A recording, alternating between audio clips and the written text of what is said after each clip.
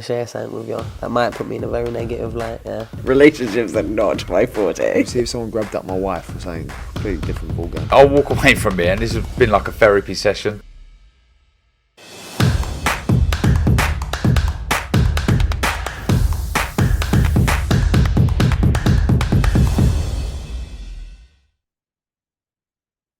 This is Umar for IFL TV, proudly sponsored by Everlast. Well, this will be one of the very last few interviews I do in 2022. I'm joined by Gareth Davis for a sum up of the year.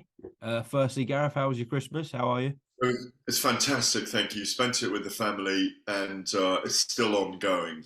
I'm actually officially off, but if big things happen, I'm called into action. Rather like this morning, dragged out of bed to do IFL TV. Well, is this a big thing? Yeah. What, to do IFL TV? Yeah. Yes, it's a big thing, Umar. Got you to admit it. So, as I said, yeah, this will be a review of the year. We'll do that in a bit shortly, but I haven't had a catch up with you in a couple of weeks. So let's just go through some things that are happening at the moment. When do you expect, or have you heard anything about when we can get an official announcement for Fury Usyk? Oh, I thought you were about to say the CONOR BENN saga. We're going to get this up.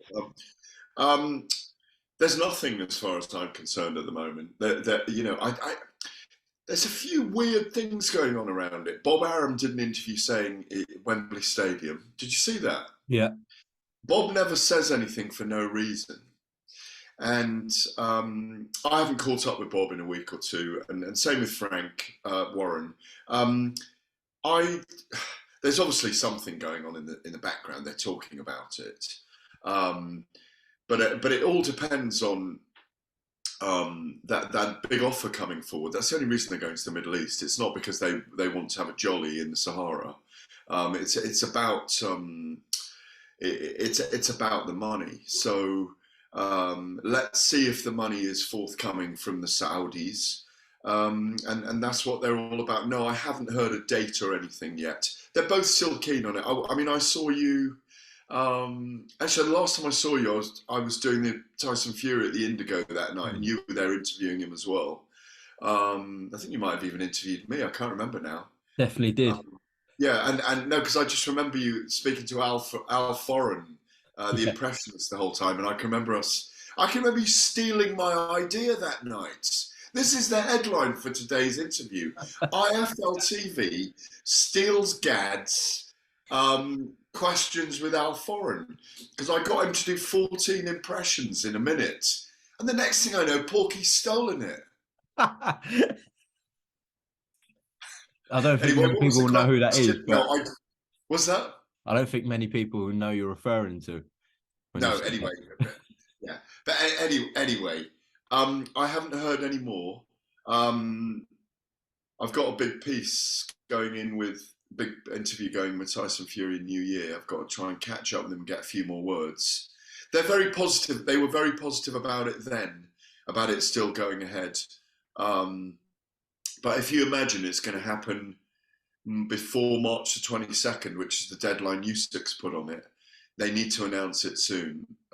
It could be done. They may just want to save it for the new year as the press conference. But the truth is, I haven't heard.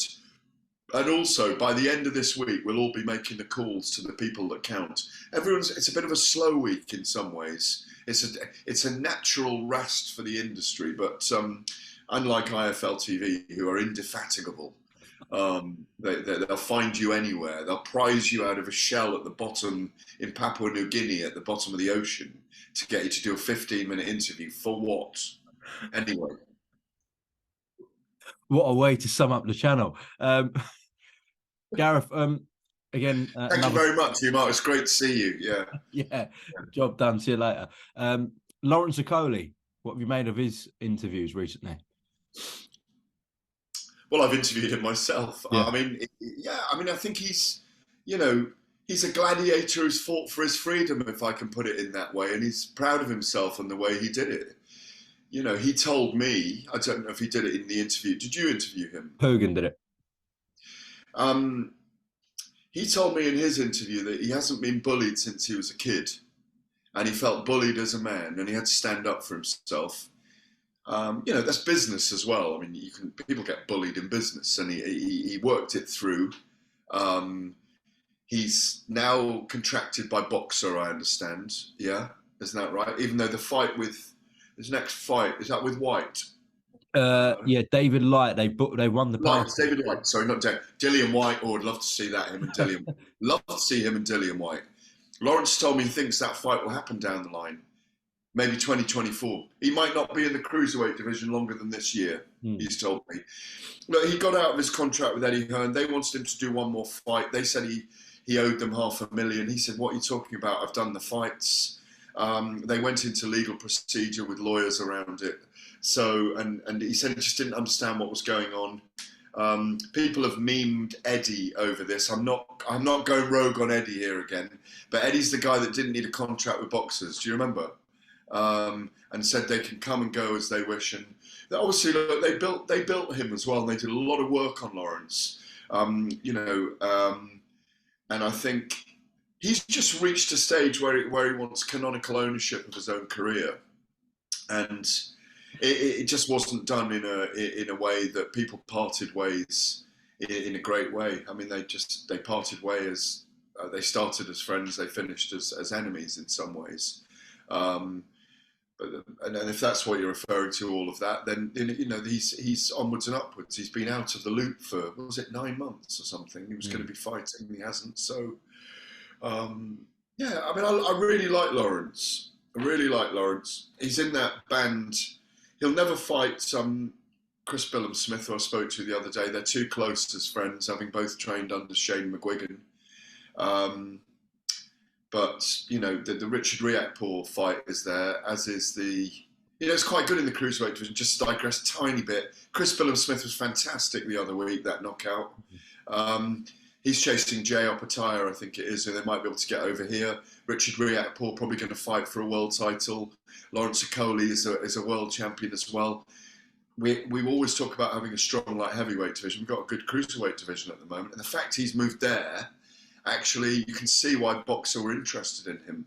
But yeah, I'm looking forward to seeing Lawrence in 2023. But there is fallout when promoters and fighters leave each other. It's always like a minor divorce, you know?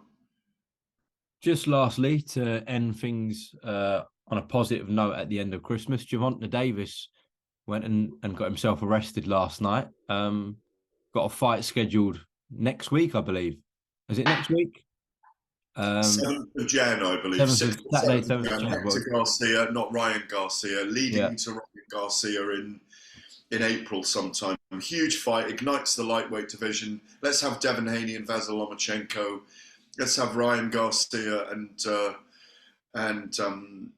Gervonta Davis. Let's have Shaka Stevenson, another. Let's get this boat on the road. Who's the other one I'm missing out there? Am I missing one out? You mentioned Shaka. You didn't mention Haney, I think. Haney Lomachenko. Yeah, those five. You know, those five guys. Let's see them fight each other. Let's see 3 or 4 of them fight each other this year. You know, big year for that division. Hopefully, a big year for the heavyweight division. All right, well, let's come on to our review for the year, Gareth. So, start. Well, no, what I was going to say about go on, Tank getting arrested. Yeah, about Tank. Yeah, I mean, obviously, it's not the first time, and you know, having interviewed Tank, and knowing about his background and things like that, he isn't. You know, he is quite troubled. I mean, Tyson Fury talks about him being the only person capable of beating himself. In a similar way, Tank Davis is really, apart from, I think Shaka wins that. Shaka Stevenson wins that. He's the person who is most danger to himself, because, you know, he you know, if you haven't seen The Wire, talking to IFL, 750,000 IFL followers, it's 750. Yeah, I don't think all of them are going to watch this, but you know. No, of course they're not. What I mean is, yeah, you got me there. What I mean is, that series of The Wire set in Baltimore, the very first series, Idris Elba's in that first series as well. It's amazing. It's just so gritty. And if you haven't seen it, it's probably 10 years ago that was made, wasn't it? Maybe even longer. Have you seen it? The Wire, I've seen it, yeah. Yeah, set in Baltimore, and he's from that neighborhood, and he's got family members that were in it, and he was in children's homes at the time, and he's had a really tough life, and it was a terrible area to grow up in with lots of problems, and he's a product of that in some ways. Extremely talented. He could be the number one pound for pound alongside Shaka Stevenson, in my view, but he clearly gets drawn into these situations, and he must be an emotional guy underneath a very hard exterior. But he's a brilliant, brilliant boxer.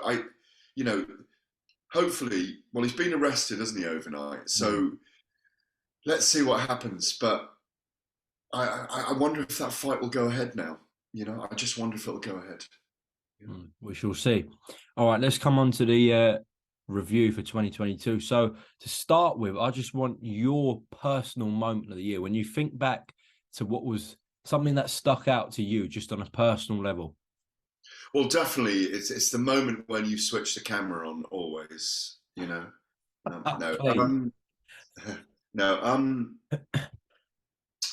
keeps coming back to mind is being at Madison Square Garden for Katie Taylor, Amanda Serrano. A very special week, a very special event, incredible fight. It sticks in the memory. There's something about the noise that night that's in your ears still, and those final moments when they're just going into oblivion with each other, just throwing their hands. It's got to be high up there. And I don't like picking knockout. I've got a couple really. I think seeing Conlan suddenly his body go limp and fall through the ropes in the fight with Lee Wood was just extraordinary. I always think Anthony Joshua and Tyson Fury's fights this year as well.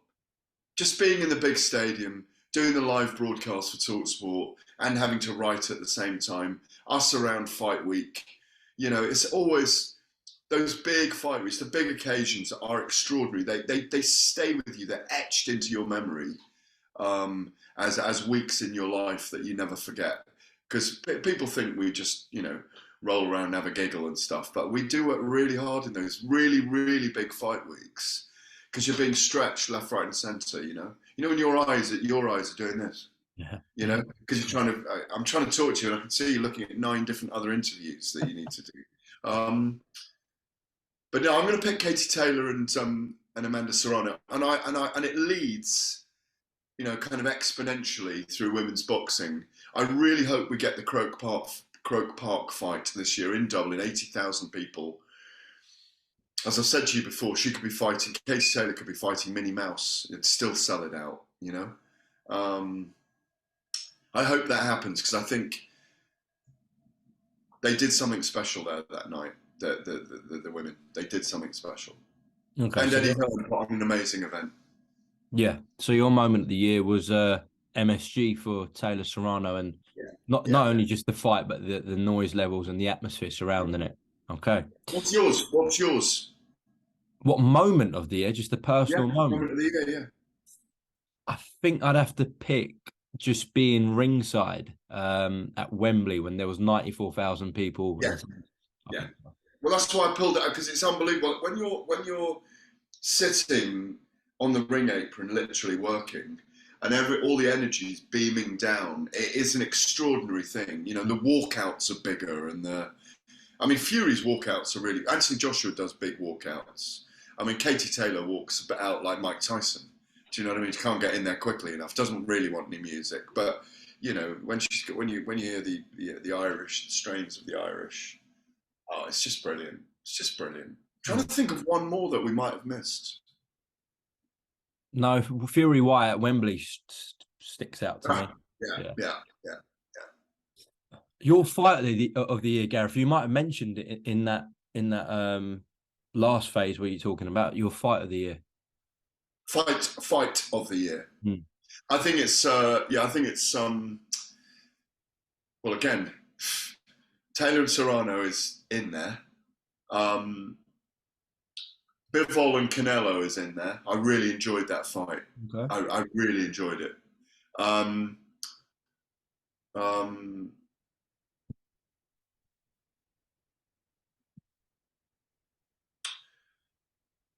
I think I've got to go for Michael Conlan and Lee Wood because Okay. it had everything. You had a guy completely out of it early. You know, Wood down in the first round. He was the power puncher. Conlan was the slick stylist. And Wood battles through this tunnel of adversity to come out the other end and start landing some of his own punches and reverse the fight.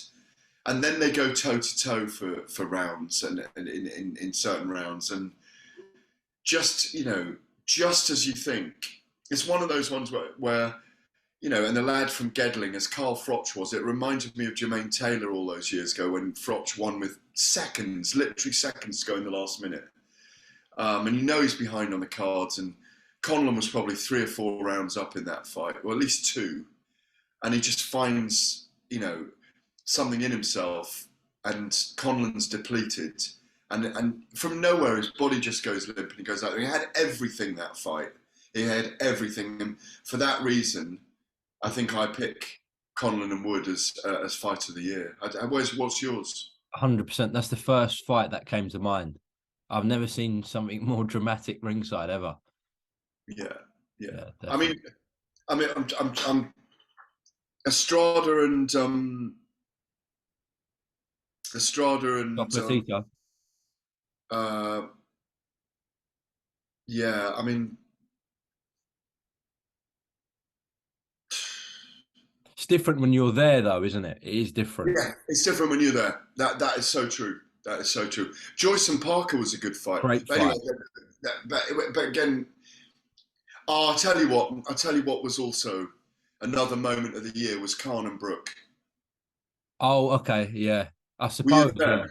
Yeah, Were it you was. there? Great The atmosphere. atmosphere was amazing. It reminded me of the days of Ricky Hatton. It's worth remembering that fight because it was the end of an era.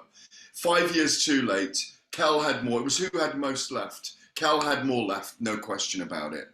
And Khan wanted a rematch. I mean, too brave for his own good. That was a great atmosphere. That was a great atmosphere. And also, when I'm thinking about these events, the ones I'm bringing up, I was doing broadcast as well. And like you say, when you're there and you're in the atmosphere, it's more. But anyway, Conlan Wood, yeah. Okay. Upset of the year for you. Well, Dmitry Bivol, the Russian light heavyweight that Canelo stepped up to fight. There's weight divisions for a reason. He was a 5-1 underdog, I think. Wow. But I didn't really have him as a massive, massive underdog in that fight. So the upset of the year. God, I'm trying to think of one now. There is a big one, isn't there? There's a big one. Is there? I'd have thought most people said Bivol and Canelo, even though, as you said, well, a lot of people in mind. boxing didn't really think that was an upset. But I guess No, exactly. general But it was an upset, yeah. It was an upset for the house fighter, yeah. I hope they fight in 2023, by the way. That rematch, that sequel, is a really good fight now. Because Canelo is so talented, and he'll come with another game plan. You know, and it's... When was Cambosos Lopez? Was that this year? I don't actually. It might have been the end of 2021. Cambosos. Yeah, I think it was in the winter of 21. Yeah. No, that was not, because Dehaney's beaten him twice, hasn't he? Yeah. So, God, that's right. We have to move on because I guess Cattrall Taylor would have been. I mean, a lot of people thought Cattrall. Well, no, that was an upset of the year because of the way it went. Yeah. Yeah, that's a very good point. You know, it was an upset of the year anyway. It was one of the terrible upsets of the year. And hopefully they get it on again. See, we've got a great 2023 coming if the fights work out, you know. Yard and Baturbiev early in January, you know. Eubank, Taylor yeah. and Catterall. the rematch. That's going to be a good fight, really good fight. Bivol and Canelo rematch, maybe the undisputed title. More women's fights coming. I hope women's fights move to 12 2-minute rounds now, not 10 twos.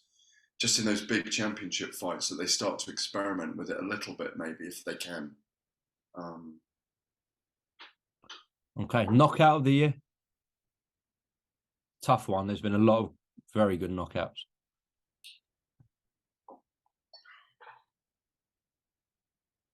Well, Fury of White was good. I'm not picking that. Wood of Conlon was good.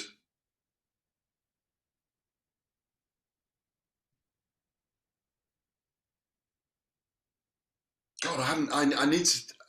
Hang on a sec. I wrote down a few. Sorry, I should be saying hang on a sec. We're live. We're not live, but we're, you know what I mean, as live. Right, hang on. One that sticks out to me is Joe Cordinas of Agawas in Cardiff. Oh yeah, that was brilliant. That was amazing. Amazing. Yeah. Caleb Plants over Durrell's. That was a very good knockout. Yeah.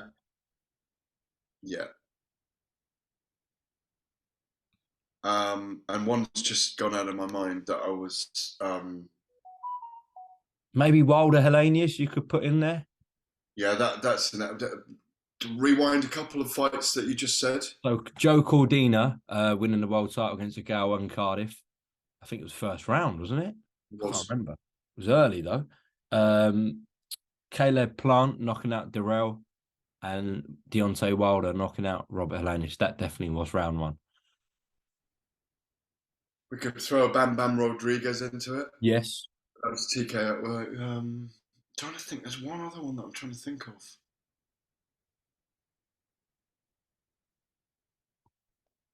Snooze and you lose, Sumo. I'm having my Christmas. I'm having my Christmas moment. One other big fight. One other knockout.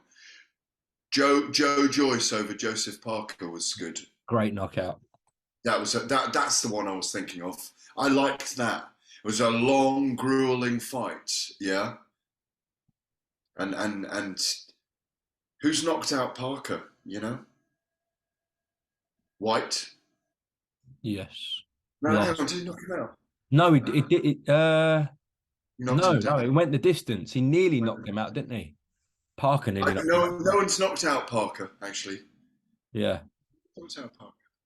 That said a lot, and what it did was it propelled Joe Joyce. Joe Joyce was the heavyweight of the year, in my view. He was the heavyweight that shone most. His stock rose the most. Yes, I know Alexander Usyk was very, very good against Anthony Joshua again, but no, I think I'm going to pick that knockout. Okay, all right. Best British fighter of the year?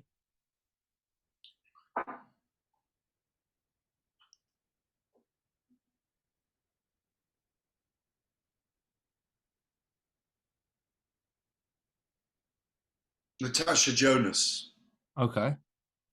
3 world title fights, all at light middle, 2 or 3 weight divisions above her own. I know there isn't the depth in women's boxing at the very top level that there is in men's at the moment, but no, she has to be in the reckoning. She has to be in the reckoning for fighter of the year. If I was to pick a male fighter, I like the rise of Adam Azim. Caroline Dubois in that list as well. I'll come on to prospects in a minute, but I'm talking. Okay, that's I was thinking of fighters who'd impressed me this year.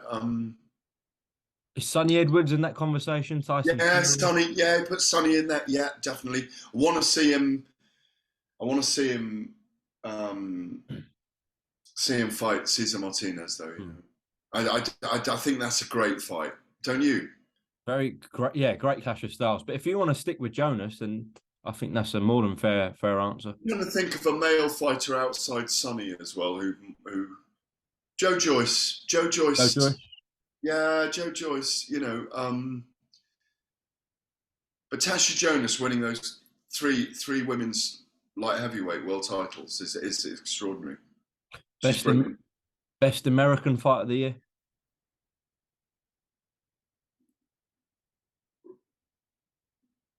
Well, no one fought loads. Bam Bam Rodriguez isn't American, is he? Canelo's not American, but I wouldn't put him in the list. Terence Crawford fought once. I would have gone for Haney just because he become undisputed.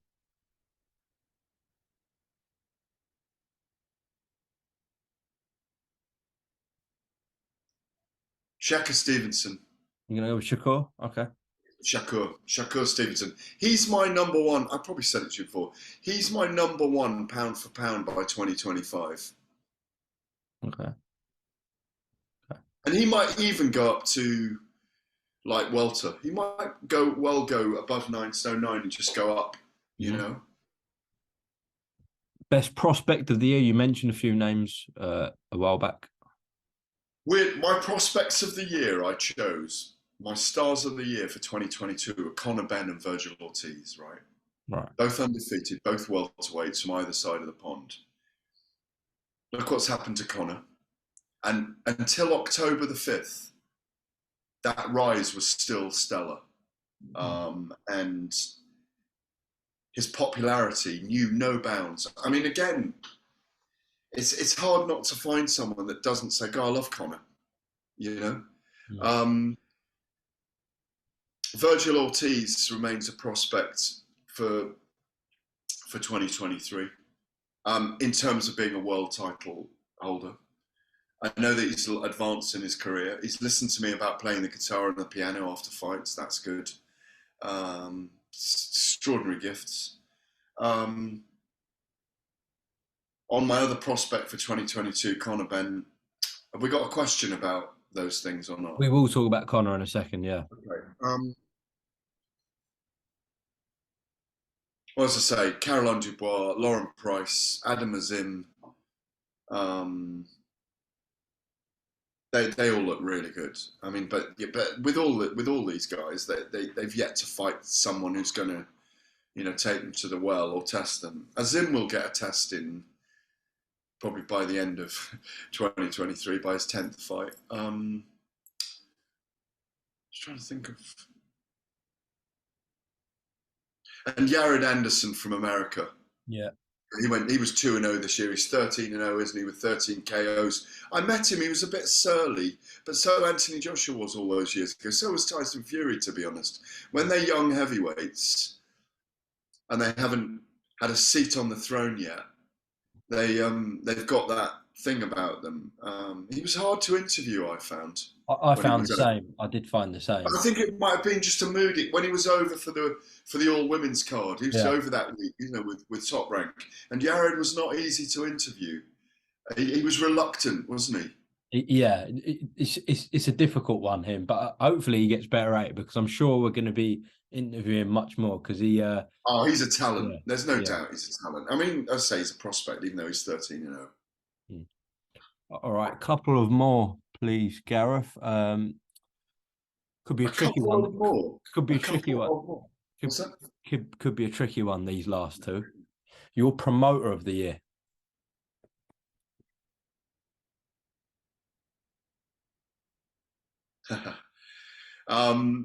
My promoter of the year.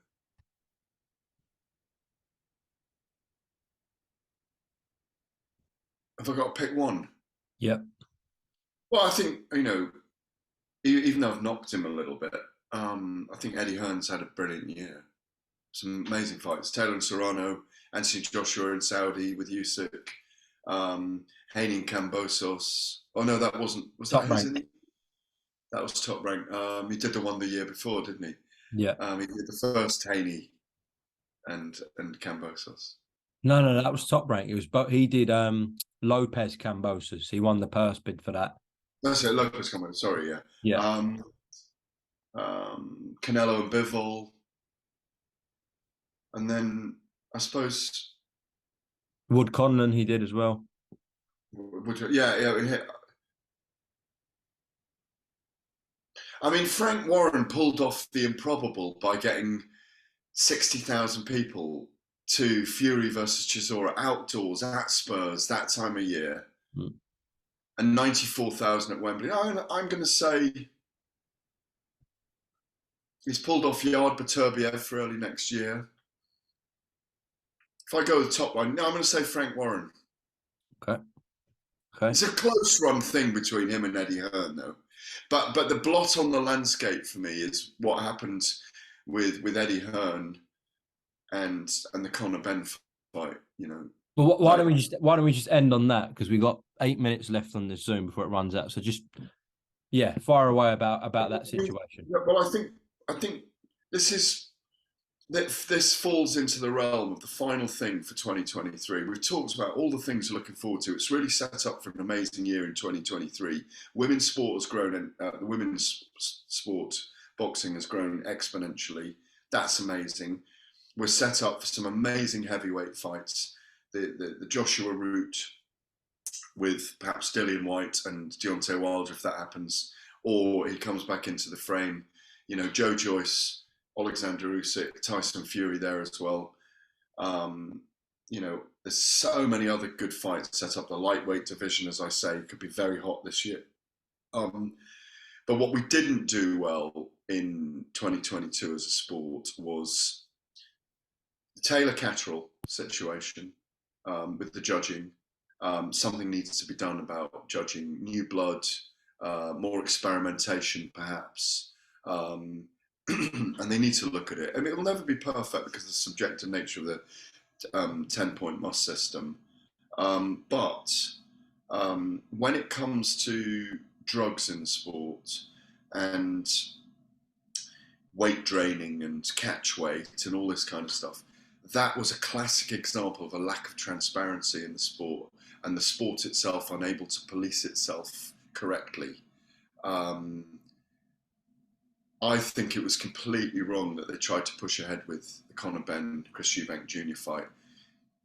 And it's even proven right now because there's no resolution on what's happening with Conor Benn and the WBC case, that 270-page report that's gone into them, as revealed to us by Mauricio Sulaiman a couple of weeks ago. And the Boxing Board of Control tell me quite categorically that they haven't even had that report yet. So why not? Which is nonsensical. I'd love to hear Eddie Hearn say, if I had it around a second time, I'd do it differently.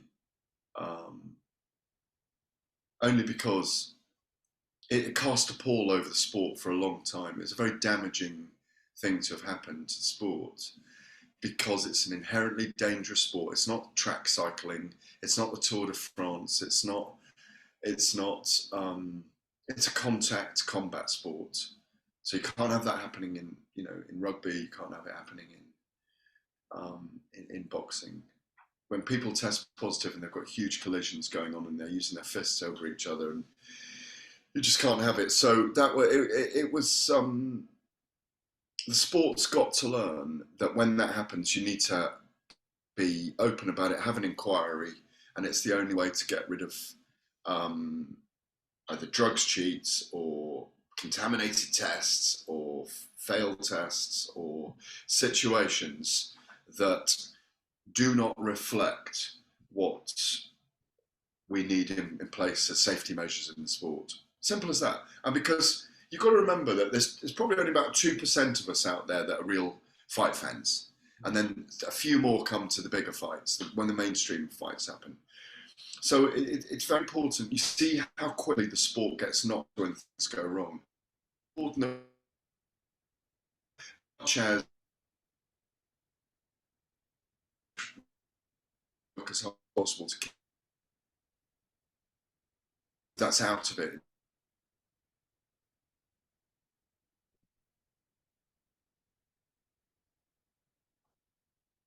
You're okay. Was that the fact that the fight wasn't pulled and they tried to push on with it with the promoter, especially as there were two positive tests towards the end. We were all affected by it, as you know. We were all affected by it.